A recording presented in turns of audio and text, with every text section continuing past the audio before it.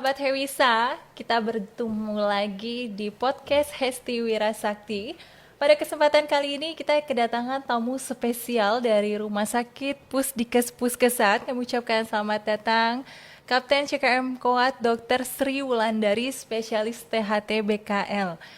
Halo dokter, Halo. selamat bergabung dengan sahabat Hewisa sekalian. Ya. Baik sahabat Hewisa, pada kesempatan kali ini kita akan membahas tema kesehatan yang sangat menarik sekali, yaitu dengan tema gangguan pendengaran akibat kebisingan. Mohon izin dokter, boleh kita langsung mulai aja podcastnya? Boleh. Kita akan bincang-bincang. Dokter, kita mau tanya, sebenarnya gangguan pendengaran akibat kebisingan itu apa ya, Dok? Ya, jadi di sini kan ada dua istilah ya Mbak ya, gangguan pendengaran dan akibat bisingnya itu sendiri. Gangguan pendengaran itu merupakan suatu ketidaknyamanan pada kita yang kita rasakan terkait dengan pendengaran kita. Ketidaknyamanannya seperti apa? Biasanya adanya penurunan pendengaran atau malah ada kadang-kadang terasa telinganya berdenging seperti itu. Kalau bising itu sendiri bisa diartikan sebagai suatu kondisi yang tidak suara yang tidak nyaman bagi kita gitu. Jadi gangguan pendengaran akibat bising adanya gangguan pendengaran atau penurunan pendengaran atau telinga terasa berdenging yang diakibatkan oleh bising yang berlebihan. Berarti gejala utama sama penyebabnya itu sebenarnya apa nih, Dok? Apakah merupakan suatu penyakit, gaya hidup, atau kebiasaan nih, dokter? Jadi suatu akibat ya. Akibat Jadi malah. adanya kita terjadi gangguan pendengaran itu akibat perilaku hidup, pola hidup kita yang tidak benar. Artinya tidak benar bagaimana? Misalnya kita sehari-hari terpapar bising tanpa adanya alat pelindung diri seperti itu. Alat pelindung diri dari kebisingan itu seperti apa sih? Jadi macam-macam ya bentuknya ya. Sebenarnya yang beresiko juga banyak ya, yang beresiko gangguan pendengaran akibat bising ini banyak, bisa dari pekerja, bisa dari pola hidup, habits, kebiasaan itu seperti itu. Nanti kita jelaskan lebih lanjut. Apakah penyebab kebisingan ini salah satunya dengan yang dokter bilang tadi nih, kebisingan, apalagi anak muda sendiri nih sekarang, apalagi sahabat Hewisa tahu nih, kita tuh kayaknya sering bertemu sama orang pasti di telinganya tuh ada earphone. Dan itu pemakaiannya yang saya dengar aja, yang kita di sebelahnya aja tuh sampai dengar dia lagi gitu dengerin ya. lagu apa gitu loh, Dok. Oke. Menurut dokter tuh bagaimana, Iji? Sebenarnya kalau kita ngomong sehari-hari seperti ini ya, kita itu frekuensi kita tuh atau desibel suara yang kita produksi itu hanya sekitar 60 sampai 70 desibel. Jadi kalau yang dikatakan bising itu yang mengganggu telinga, yang membuat sel-sel saraf telinga kita rusak itu yang di atas 80 desibel. Ya seperti tadi itu pemakaian earphone dengan volume, settingan volumenya yang terlalu keras ya. Ya, di Bahkan luar. kita yang di luar aja mendengarnya ya Betul, itu. ya, Dok, sering Sebenarnya sekali. kita boleh mendengar musik melalui earphone, tetapi ada aturannya. Aturannya seperti apa? Ada rule 60-60. Artinya bagaimana? Apa itu, Dok? 60 itu berarti volume yang di HP kita setting untuk kita pakai earphone itu 60% aja, jangan lebih dari itu. Dan 60 satunya lagi hanya terbatas 60 menit. Jadi sehari tuh sebenarnya kita hanya 60 iya, menit. bagusnya kurang dari Tapi 60 nih, Dok, menit. maaf nih nyatanya ya. Sampai mau tidur, sampai bangun tidur Iya, aja earphone-nya masih terpasang di ya. telinga. Iya, Ya betul. itu karena belum tahu ya akibat Iya. yang ditimbulkan nanti apa. Itu akan merusak sel-sel di dalam telinga dalam kita itu kan ada syaraf ya. Betul, itu. Ada rumah siput, koklea, penghasil untuk yang mengendalikan suara kita bisa terdengar sampai ke otak, bisa disalurkan. Tapi kalau saraf-sarafnya itu rusak gara-gara bising tadi itu, Iya. ya udah kita bisa terjadi gangguan pendengaran tadi, bisa budek ya istilahnya. Berarti kita ini termasuk orang yang beresiko. Yang Kita. beresiko. Oh, kita. Maksudnya pengguna nih, pengguna earphone yang berlebihan. Kalau tadi kan kita bahas pengguna earphone yang berlebihan karena kita prajurit TNI nih, Dok. Nyatanya kan kita nih tahu kan prajurit itu lebih sering bertempur dan itu menggunakan alat-alat tembaknya juga suaranya, Ya. wah itu di luar dari earphone aja sampai kita berapa kilometer masih terdengar tuh dokter. Gimana Iya, tuh betul. dokter? Jadi yang tadi ya dari awal saya bilang itu kita tuh telinga kita itu mentolerir suara sebesar 60 sampai 70 desibel agar tidak mengganggu saraf yang ada di telinga dalamnya tadi itu. Tetapi ketika itu sudah melebihi 80 desibel, suara tembakan misalnya ya, Iya. suara meriam itu Betul. pasti lebih dari 140 desibel. Bagaimana upaya kita untuk mencegah terjadinya kerusakan sel saraf kita? Alhamdulillah ya Angkatan Darat sudah atau dari instansi tentara kita ya sudah ada apa ya mekanisme perlindungan diri, alat pelindung diri ya untuk selama latihan tempur itu menggunakan earmuff. Irma. Earmuff itu yang seperti kita pakai ini. Mungkin settingannya lebih bagus ya ketika kita latihan menembak atau ketika kita di latihan pertempuran. Earmuff itu bisa melindungi dari kebisingan sekitar 110 desibel. Jadi lumayan melindungi. Tetapi kadang-kadang kalau kita di latihan tembak itu kita kadang males ya Betul. memakai earmuff. Apalagi kita kan sering latihan tembak tuh rutin Karena belum loh. sadar ya, karena belum sadar. Ya. Kayaknya belum semua Iya, tuh menggunakan jangan. alat Kita harus pelindung. memakai earmuff Berarti untuk penting melindungi. sekali sebenarnya podcast kali ini sekali. tuh sebenarnya kadang THT itu jarang untuk dibahas karena mungkin kita lihat orang-orang masih memakai itu dengan kebutuhan. Ternyata di balik kebutuhan itu sebenarnya ada dampak negatifnya ya dokter ya. Pasti Iya, ya. betul sekali. Kadang-kadang nggak cuma earmuff ya, ada juga yang memakai earplug. Tapi earplug sekali lagi yang paling bagus sih earmuff. Earplug itu hanya melindungi sekitar 30 desibel. Jadi nggak maksimal. Tadi bising tembakan itu bisa sampai 130, 140, apalagi meriam ya. Masih memakai earplug hanya 30 desibel kan masih ada 100 desibel. Sementara kita cedera saraf itu terjadi, saraf telinga kita cedera terjadi bila bisingnya itu lebih dari 85 tadi. Jadi memang lebih bagus dianjurkan memakai yang earmuff yang seperti ini. Kalau pendengaran kita sudah terganggu nih dok, negatifnya buat kita tuh satu mungkin kita tidak mendengar, sulit mendengar atau gimana nih dok? Presentasi. Kalau kita pada orang dewasa terganggunya. kita masih Iya, merasa ya kita bisa merasakan apa kekurangan kita.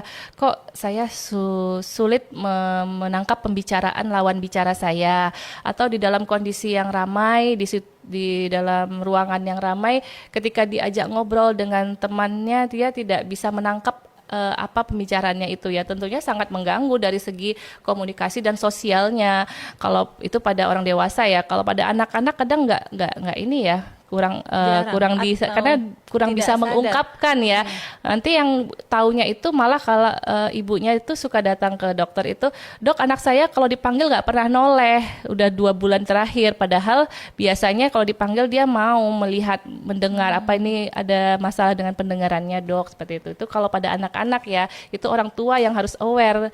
Tapi dan kalau orang ternyata dewasa dari ya anak-anak tuh sudah ada dok. Izin nih dokter saya mau tanya Ya, pasien dokter yang lebih sering konsultasi ke dokter tuh sebenarnya kalau saat ini permasalahannya tuh lebih banyak apa dok? Apakah benar karena kebisingan itu kah jadi faktor utamanya? Banyak ya penyebab gangguan pendengaran tadi saya bilang mulai dari telinga luar, telinga tengah, telinga dalam. Nanti satu-satu ketika berobat ke kita periksa satu-satu yang paling gampang kita periksa yang telinga luar. Kita bisa melihat di liang telinganya itu ada kotoran atau enggak. Karena kotoran itu juga bisa menyebabkan gangguan penurunan pendengaran itu sendiri. Kalau terkait dengan telinga dalam itu berhubungan dengan tuli saraf namanya. Karena di situ sarafnya yang terganggu. Jadi nggak hanya akibat bising aja. Jadi kena pengaruh obat-obatan bisa. Misalnya pada pasien-pasien dengan TBC itu kan obatnya keras ya. Pemakaiannya juga jangka waktu yang lama 6 bulan. Minimal 6 bulan ya pengobatan TBC itu juga bisa merusak sel-sel saraf telinganya sehingga kalau pada anak-anak yang sering terjadi ya seperti itu pada anak-anak yang pos pengobatan TBC.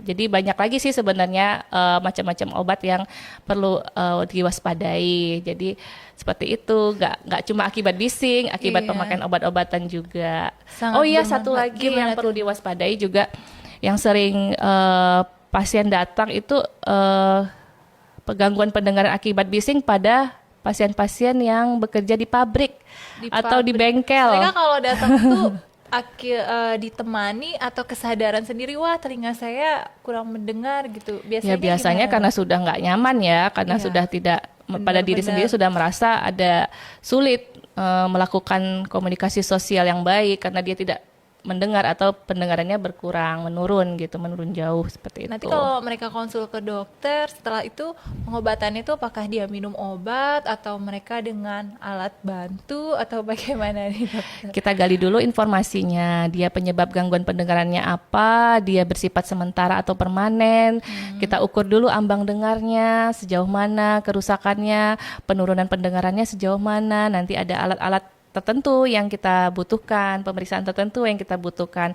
Nanti kita akan pada akhirnya memutuskan bila pendengarannya terlalu turun, dia tidak bisa berkomunikasi sosial dengan baik, memang pada ujung-ujungnya perlu alat bantu dengar. Sebenarnya sahabat Hewisa sayang sekali ya kalau kita berobat, akhirnya kita pakai alat bantu yang sebelumnya itu earphone selalu nempel di telinga malah diganti alat bantu dengar tuh kayaknya Iya. sayang sekali ya Ya dokter. makanya ya, dari gitu. sekarang harus ini ya aware dari diri Berarti sendiri. sebenarnya kita mungkin harus iklan-iklan itu harusnya lebih sering bermunculan di akun-akun sosial media anak-anak muda sekarang kali ya Ya dokter. bisa edukasi ke sekolah-sekolah bisa harusnya betul ya sekali. terkait fenomena anak muda zaman sekarang terkait Iya. penggunaan earphone tadi ya. Dan menjadi gaya hidup sepertinya Betul. dok, bukan Kita kebutuhan tekankan yang lagi. rule 66 itu karena memang sudah ada penelitiannya. Kalau udah lebih dari 60 menit dengan volume lebih dari 60%, pasti nanti ke depannya ada masalah dengan gangguan pendengarannya. Padahal yang kita tahu tuh kalau kebisingan itu yang dulu nih dok, kalau pelajaran aku waktu kecil tuh kebisingan itu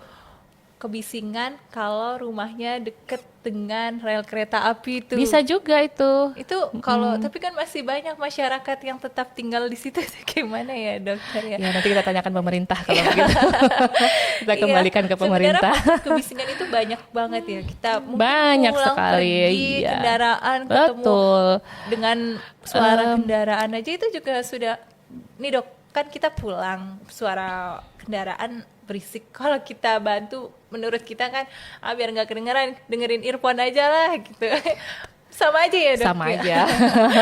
Niatnya. Kalau mau cuma menutup dengan earplug bisa, tapi kan itu cuma melindungi 30 desibel. Iya, kita di klakson dari belakang nggak dengar. Nggak juga. apa-apa sih, maksudnya kalau selama kendaraan itu kan nggak yang sampai di atas 80 desibel ya berisik Iya. kendaraan itu enggak.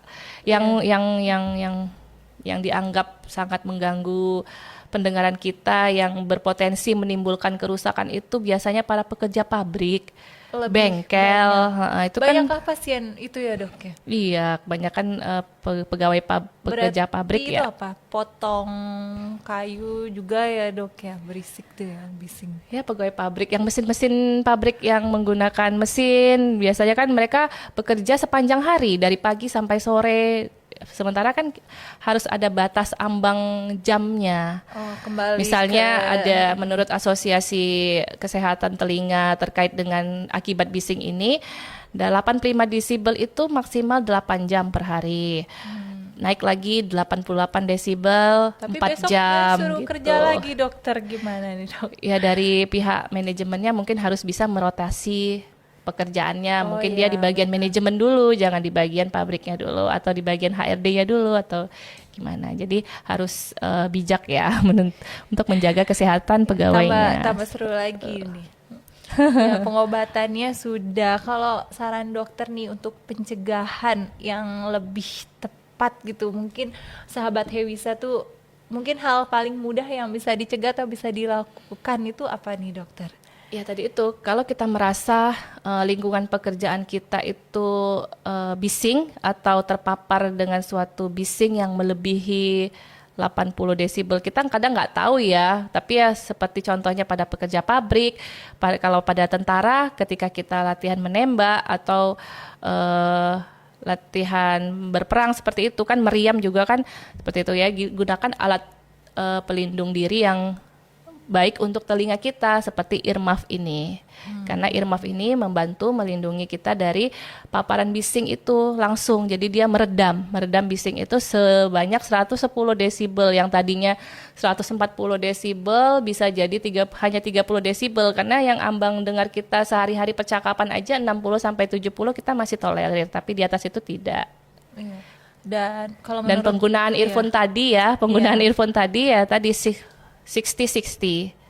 Jadi 60% volume selama maksimal 60 menit atau kalau lebih bagusnya kurang dari 60 menit. sahabat Ya. Hewisa 60 menit sehari. Sedangkan kita dengerin musik, mau berangkat dengerin musik, di kantor dengerin musik.